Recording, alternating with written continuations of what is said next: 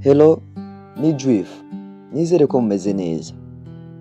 Uyu munsi tugiye kuvugana ku bintu udakwiriye gutako umwanya nimba urengeje imyaka 20 muri iki gihe. Abantu benshi dusigaye duta umwanya ugasanga turiko turaba ibitaturaba cyangwa ugasanga hari ibintu biriko yadutwara umwanya yamara bitari bikwiye kudutwara umwanya ku myaka tuba tugezemo, kubera ko biba biduhanze cyangwa ibyo tuba dukeneye gufokasinga ko mu buzima aba ari ibindi biba bitandukanye n'ivyo. Gumana nanje muri iki kiganiro kugira ngo umenye ibi bintu ivyo ari byo, kandi kugira ngo nimba nawe uhora wiruka inyuma y'ibi bintu canke nimba vyahora bigutesha igihe, umenye ko igihe kigeze yuko uvamwe ivyo bintu ugatangura kubaho ubuzima bufise intumbero, ugatangura kubaho ubuzima bufise kazoza. Ndaba ko wakoze subscribe canke urabe yuko wadufyondeye aka like kuko ni ingenzi cyane, kandi ubikoze nta kintu wohomba, ni just gufyondaho. Nimba ubikoze rero uri umuntu w'agaciro, ikaze kuri Juive. Ikintu rero ca mbere udakwiye gutakaza ko umwanya wawe mu gihe umaze kurenza imyaka 20 muri iki gihe, ni ikintu abantu benshi dukunze guhura naco. Kirazira kikazirizwa canke si vyiza kuri kazoza kawe nimba urengeje imyaka 20 ukaba wita ku vy'abantu bakuvuga uvuga ngo banaka bamvuze. Akenshi umuntu agejeje imyaka 20 muri iki gihe ni ukuvuga ngo agwa yaravuzwe ibintu vyinshi. Ndibaza yuko ugera ku myaka 20, kera niho byari bigoye yuko umuntu akuze imyaka 20 kubera ko yaba atarahura n'abantu, kera yaba ataramenya n'abantu, ariko no munsi umuntu atangura ku myaka 10 akaba yamaze kwinjira muri societe, akaba yamaze kwinjira kuri izi mbuga, akaba yamaze kuba ahantu mu bantu benshi, mu bamuvuga, mu bamukritika, mu bamutera amashugwe. Rero nibwira ku myaka 20 canke uyirenze imyaka 20 urarengeye kwirigwa urarira, urarengeye kwirigwa uriyumvira ngo banaka ngo bamvuze ibi, ngo banaka ngo bankoreye ibi, ngo nanje nkengene ndabihore. Urarengeye kwihora mu imyaka, kubera ko iyi myaka ubu uye niyo myaka umuntu atangura kugira urufatiro rw'ubuzima, akavuga ati ndifuza nanje ko inyuma y'imyaka 5 canke 6 canke 7 nzoba ndiki kintu. Akenshi ubu uye mwino misi tugezemo usigaye usanga abantu bagize ibyo bashika ko basigaye usanga bari mu myaka 20, 26, 27, 28. Nukuvuga ngo babitanguye ku myaka 20 parce que ico ushaka kuba si ikintu utangura ubunyene, ahubwo ni ikintu utangura kera hama buke genda gikura. Rero nimba urengeje imyaka 20 urarengeye kwirigura uvuga ngo banaka bamvuze, ukara udasinziriye, ukarara uhiga wiyumvira nawe ingene ubavuga, wiyumvira nawe ingene ubagirira nabi kugira ngo nabo bababare.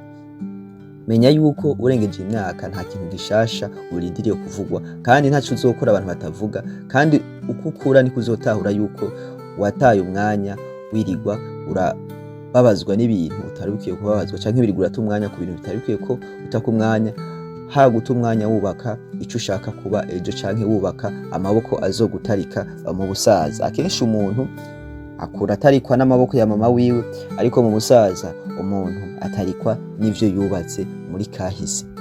Ikintu ca kabiri udakwiye gutakaza ko umwanya ni urukundo ngo banyase. Ca kintu uvuga ngo naka ngo yanyase, ukirigwa uragigira, ukirigwa uriruka inyuma umuntu, mbere ugasanga ndetse n'akazi canke uretse n'ibintu byari bigufitiye kamaro ngo kubera naka, ugasanga uriko uramwandikira umwanya wose, uriko uragigira nyene, kwa kundi usanga umuntu yabuze amahoro, kwa kundi usanga umuntu umenga ntaye ubuzima ntibuhari mu gihe uwo muntu atariko aramwishura. Ibi bintu nimba urengeje imyaka 20 ibi bintu urabirengeye cyane. Ibi ni vy'abadolesa bataramenya ibyo barimwe, ibi ni vy'abana b'imyaka 16, ibi ni vy'abana b'imyaka 17 baba bakibona yuko ubuzima bworoshe. Rero nimba urengeje imyaka 20 urarengeye kwirigwa uriruka inyuma y'umuntu, umwandikira umubwira ati kweri kutari kuransubiza, parce que imyaka ugezemwo ni imyaka yo kwiyubaka, imyaka ugezemwo ni imyaka yo kurondera kazoza.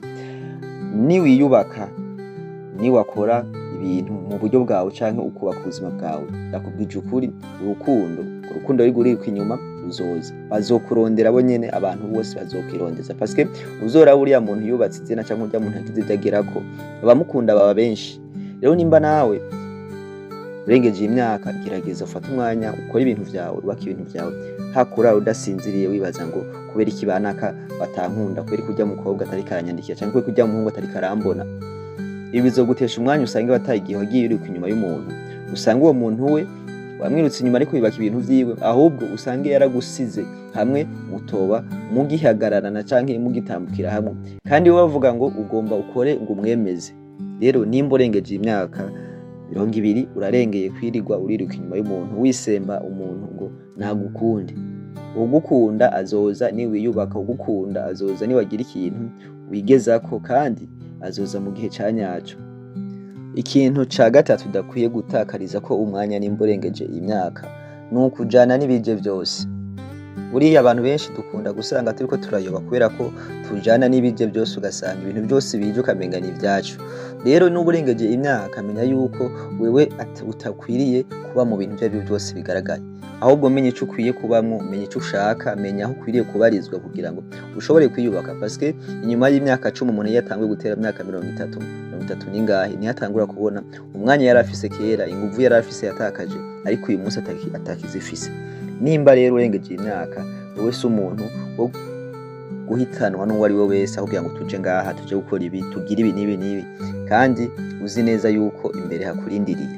Menya ibyawe, umenye ico ukwiye gukora, umenye aho ukwiriye kuja, umenye aho ukwiriye kubarizwa, umenye ivyo ukunda, umenye n'ivyo wanka, ugira ama principe mu buzima bwawe.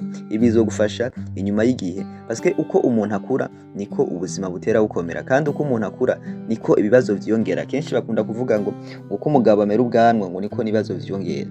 Ukiri umwana ubuzima buba bworoshe, ukiri umwana ubona umenga ibintu byose imeze neza, nico gituma bakunda kuvuga ngo mu bwana niho hari kirori, parce que nta stress ziba zikwica. Ariko iyo utera ukura ibintu bitera bikomera, parce que uzosanga uko utera ukura utera uba wenyine, utera wigwanaho, kandi nukura uzomenya yuko ubuzima ari ubwawe atari ubwawe. Rero si ngombwa uje mu bintu byose bibonetse.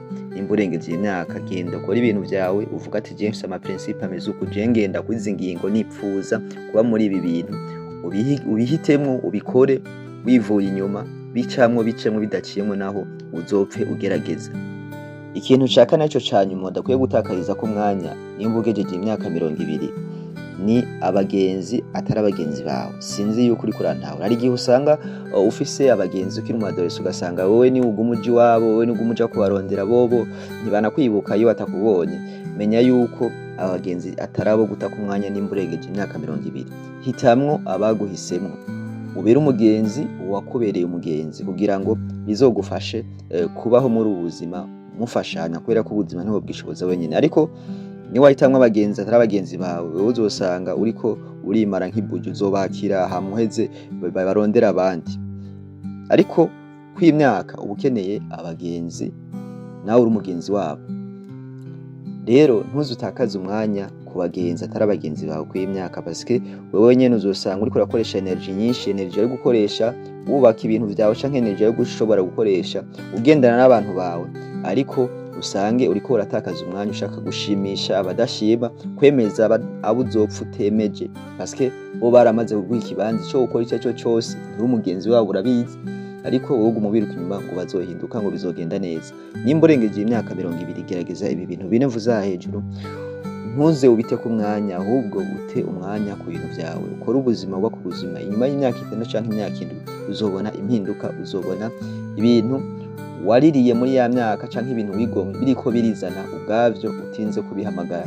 Abagukunda, arabagenzi, arabakuvuga neza, arabagukomera amashi, bose bazizana ni wamara kwiyubaka. Wakoze kumviriza iki kiganiro. Nimba wemeranje nanje usigira ka like, utwandikiye muri commentaire iciyumviro cawe, urabe ko wakoze subscribe, kandi nimba ugeje ikiganiro hano uri umuntu w'agaciro kuri twebwe. Murakoze cyane.